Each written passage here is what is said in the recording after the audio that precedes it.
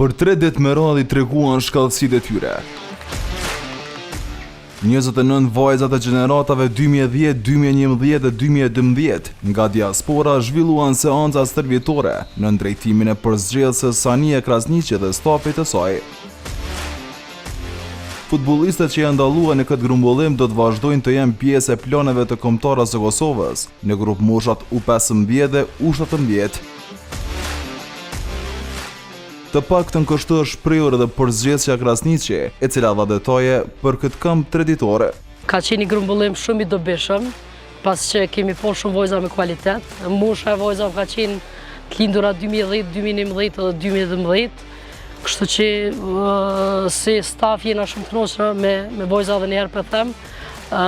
Edhe disa prej tyre do t'i ftojmë grumbullimin e radhës që e kemi në mes të gushtit. E njëra nga futbollistët pjesëmarrëse Jona Belego ishte e lumtur që ishte pjesë. Grupi i vajzave ishte vërtet shumë i mirë dhe i talentuar. Kjo më motivoi të punoja edhe më shumë dhe të sfidoja veten për të dhënë më të mirën.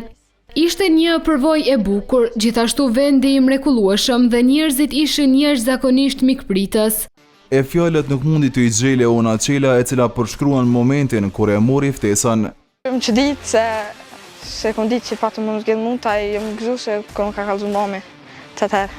Edhe shumë jam gëzu që ma këtë për me lujtë. Ky kamp u mbyll me një ndeshje kontrolluese ndërmjet futbollistëve të grumbulluara.